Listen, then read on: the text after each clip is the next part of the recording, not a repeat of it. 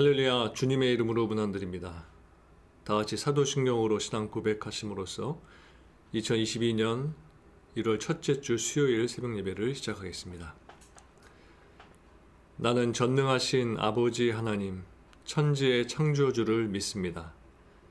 나는 그의 유일하신 아들, 우리 주 예수 그리스도를 믿습니다. 그는 성령으로 잉태되어 동정녀 마리아에게서 나시고 본디오 빌라도에게 고난을 받아 십자가에 못 박혀 죽으시고 장사된 지 사흘 만에 죽은 자 가운데서 다시 살아나셨으며 하늘에 오르시어 전능하신 아버지 하나님 우편에 앉아 계시다가 거기로부터 살아있는 자와 죽은 자를 심판하러 오십니다. 나는 성령을 믿으며 거룩한 공교회와 성도의 교제와 죄를 용서받는 것과 몸의 부활과 영생을 믿습니다. 아멘. 하나님 감사합니다. 긴 2021년도에 한 해를 보내고 2022년 새해를 맞게 해주셔서 감사합니다. 여전히 우리들은 코로나의 어두운 터널 속을 지나고 있지만 그럼에도 불구하고 한 해를 시작하며 우리가 소망을 가질 수 있는 것은 하나님께서 이번 한 해도 우리들에게 이 한 해를 선물로 주시고 또 우리 한 사람 한 사람에게 사명을 주시고 소명을 주시기에 우리가 이 한 해도 담대하게 하루를 활기차게 시작하게 되는 줄 믿습니다. 주님 주신 이 한 해 2022년 오직 하나님만을 바라보며 전진하기 원합니다. 넘어지지 않도록 하시고 쓰러지지 않도록 하시고 매 순간 주님의 손을 붙잡고 담대하게 걸어가고 또 때로는 뛰어가는 주님의 강한 군사들로서 하루를 살아가는 저희들 모두 되게 해 주시옵소서.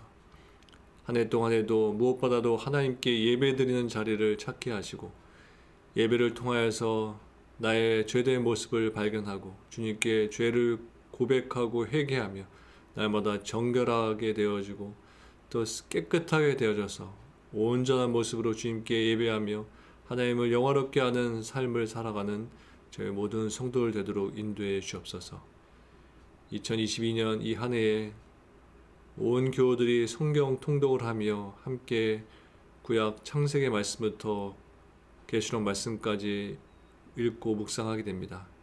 오늘 함께 나누게 될 창세기 말씀을 통하여서 우리에게 깨우침을 주시고 하나님의 음성을 들려주셔서 오늘도 살아계신 하나님의 말씀을 듣고 묵상하고 나눔을 통하여서 우리의 영혼이 깨끗해지고 새로워지는 이 시간 되도록 역사해 주시옵소서. 감사드리며 예수님의 이름으로 기도합니다. 아멘. 하나님께서 오늘 우리에게 주시는 말씀은 창세기 15장 1절부터 15절까지의 말씀입니다. 창세기 15장 1절부터 15절까지의 말씀 제가 봉독해 드리겠습니다. 이후에 여호와의 말씀이 환상 중에 아브람에게 임하여 이르시되 아브람아 두려워하지 말라. 나는 네 방패요 너의 지극히 큰 상급이니라. 아브람이 이르되 주 여호와여 무엇을 내게 주시려 하나이까. 나는 자식이 없사오니 나의 상속자는 이 다메섹 사람 엘리에셀이니이다. 아브람이 또 이르되 주께서 내게 씨를 주지 아니하셨으니 내 집에서 길린 자가 내 상속자가 될 것이니이다. 여호와의 말씀이 그에게 임하여 이르시되 그 사람이 내 상속자가 아니라 내 몸에서 날 자가 내 상속자가 되리라 하시고 그를 이끌고 밖으로 나가 이르시되 하늘을 우러러 뭇별을 셀 수 있나 보라. 또 그에게 이르시되 네 자손이 이와 같으리라. 아브람이 여호와를 믿으니 여호와께서 이를 그의 의로 여기시고 또 그에게 이르시되 나는 이 땅을 네게 주어 소유를 삼게 하려고 너를 갈대아인의 우르에서 이끌어낸 여호와니라. 그가 이르되 주 여호와여 내가 이 땅을 소유로 받을 것을 무엇으로 알리까. 여호와께서 그에게 이르시되 나를 위하여 3년 된 암소와 3년 된 암염소와 3년 된 숫양과 산비둘기와 집비둘기 새끼를 가져올지니라. 아브라함이 그 모든 것을 가져다가 그 중간을 쪼개고 그 쪼갠 것을 마주 대하여 놓고 그 새는 쪼개지 아니하였으며 솔개가 그 사체 위에 내릴 때에는 아브라함이 쫓았더라. 아멘. 다시 오늘 본문 말씀을 읽으시면서 개인적으로 말씀을 묵상하고 기도하는 시간을 가지시기 바랍니다.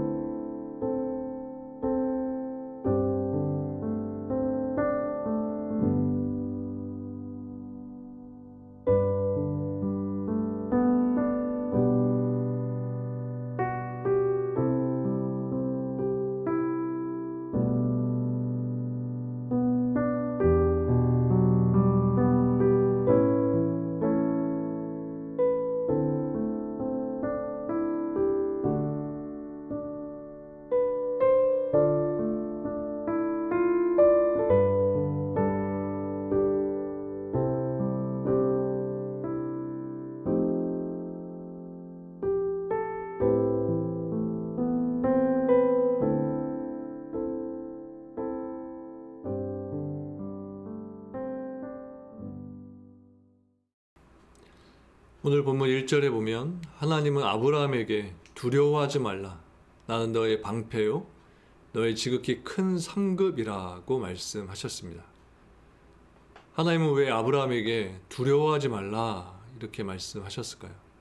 두려워하지 말라고 말씀하신 것은 당시 아브라함에게 두려움이 되는 어떤 문제가 있었다거나 아니면 앞으로 두려워할 문제가 닥친다는 것을 암시해주는 의미로 이해할 수 있습니다. 하지만 아브라함이 무엇을 두려워했는지는 정확히 알 수 없습니다. 단지 2절에 아브라함의 말로 인해서 추측해 볼 수는 있습니다. 2절 말씀입니다. 주 여호와여 무엇을 내게 주시려 하나이까? 나는 자식이 없사오니 나의 상속자는 이 다메섹 사람 엘리에셀이니이다. 아브라함의 이 말을 근거로 해서 아브라함은 자식이 없는 것으로 인해서 즉 상속자가 없는 것으로 인해서 두려워했다라고 생각해 볼 수 있습니다. 하지만 상속자의 문제는 두려움보다는 근심의 문제라고 할 수 있을 겁니다.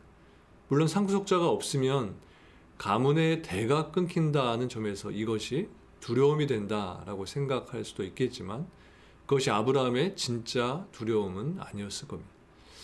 아마도 이때의 아브라함은 가나안 북부 연합군을 공격하고 승리한 이후에 그들의 보복이 있게 될 것으로 인해서 두려워했을 것입니다.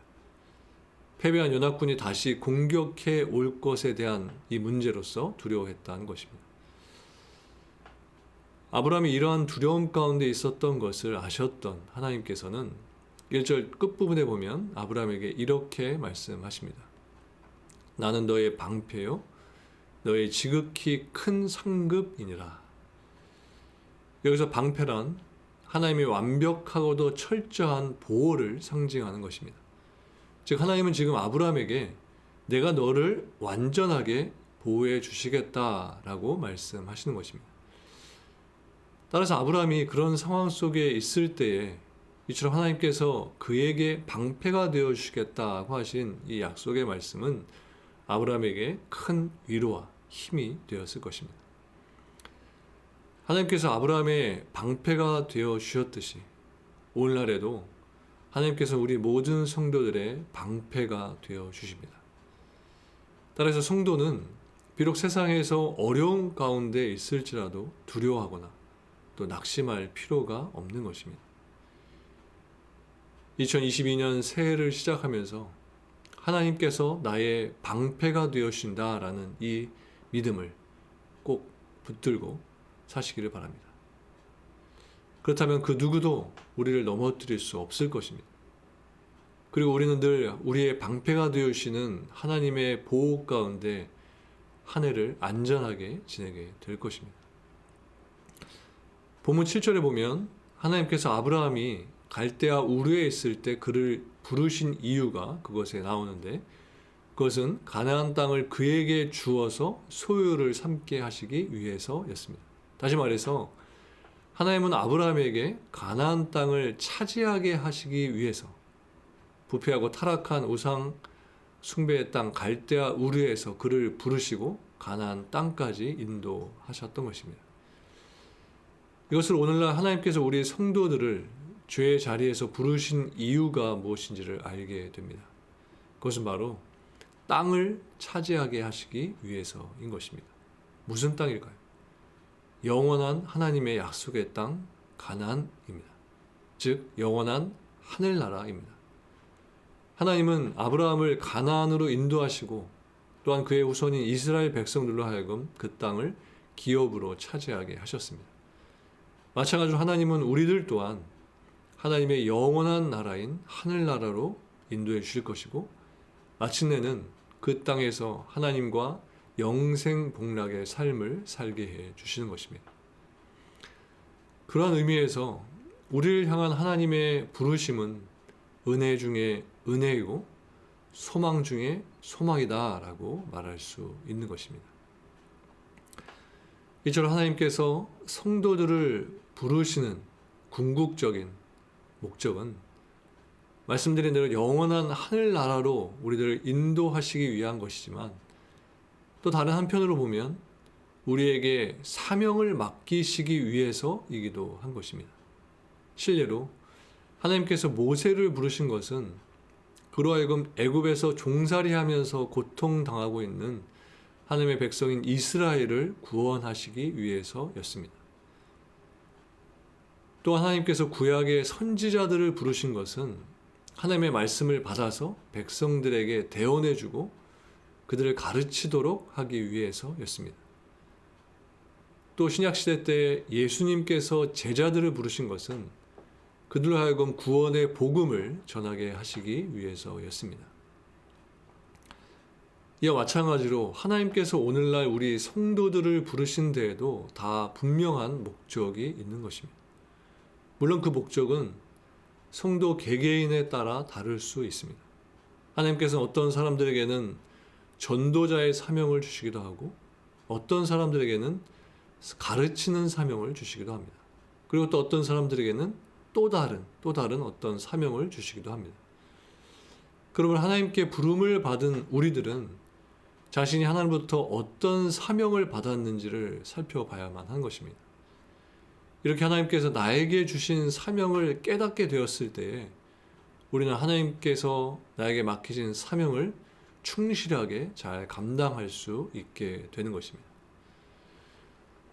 하나님께서 우리 모든 성도들에게 주신 공통적인 사명 외에 하나님께서 나에게 주신 사명이 무엇인지를 알고 신앙생활을 하는 것은 매우 중요하다고 할 수 있습니다.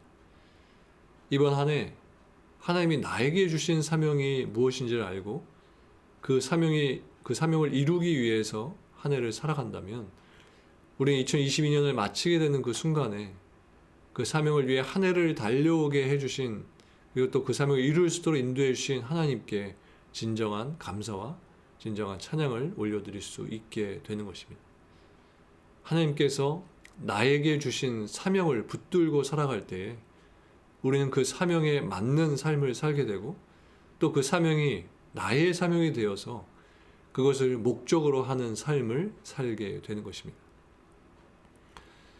9절 말씀해 보면 하나님은 약속에 대한 표징을 구하는 아브라함을 위해 공식적으로 언약을 체결하기로 작정하시고 아브라함에게 그 준비를 하도록 지시하십니다. 그래서 10절 말씀에 보면 아브라함은 하나님의 말씀에 따라서 희생 제물을 위한 모든 준비를 하는 것을 보게 됩니다. 그런데 우리가 여기서 주목해야 할 것은 11절의 내용입니다. 제가 11절 말씀을 읽어드리겠습니다. 솔개가 그 사체 위에 내릴 때에는 아브라함이 쫓았더라. 문제가 발생한 것입니다. 즉 새가 재물을 쪼아 먹으려고 재물 위를 자꾸만 덮쳤다는 겁니다. 그래서 아브라함은 이 새들이 재물에 앉지 못하게 하기 위해서 계속해서 새를 쫓았던 것입니다. 만일 새가 재물 위에 앉아서 재물을 쪼아 먹는다면 아브라함은 재물을 새로 준비해야 합니다. 왜냐하면 부정한 짐승이었던 솔개가 재물과 접촉하거나 또 그 재물을 쪼아 먹는다면 그 재물은 부정한 것이 되어서 하나님께 드려질 수 없기 때문입니다.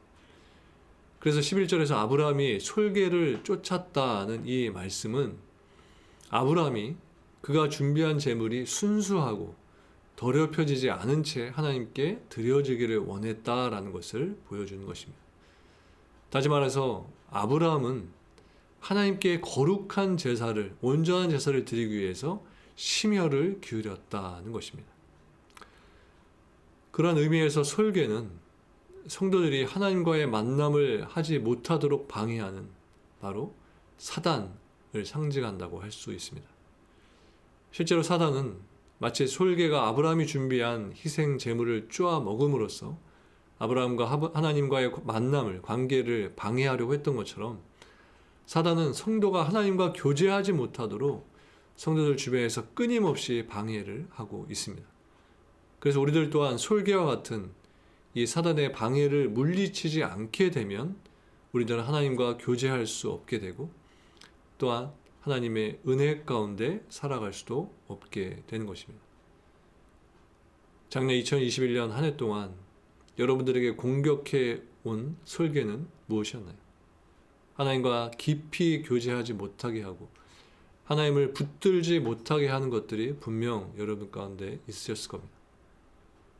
그것들을 제거하지 않고 그것들을 나에게서 쫓아내지 않는다면 이번 2022년 새해에도 우리들은 솔개의 공격을 받게 될 것이고 우리들은 솔개 때문에 하나님과의 관계에 어려움을 갖게 될 것입니다.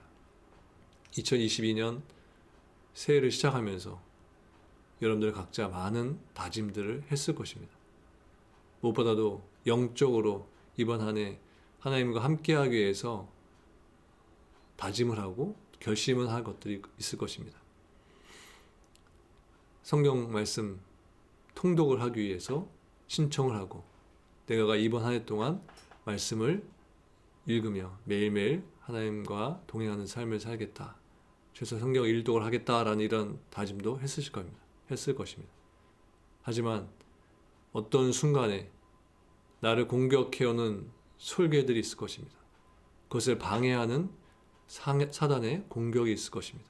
그때 그 솔개를, 그 사단을 쫓아내지 않는다면 우리는 성경 통독을 완주할 수 없을 것이고 또 우리는 예배 생활에 또 신앙 생활에 문제가 생기게 되어서 우리는 영적으로 무너지는 그 순간을 경험하게 될 것입니다. 오늘 본문 1절 말씀과 같이 우리의 방패가 되시는 하나님을 의지하시기 바랍니다.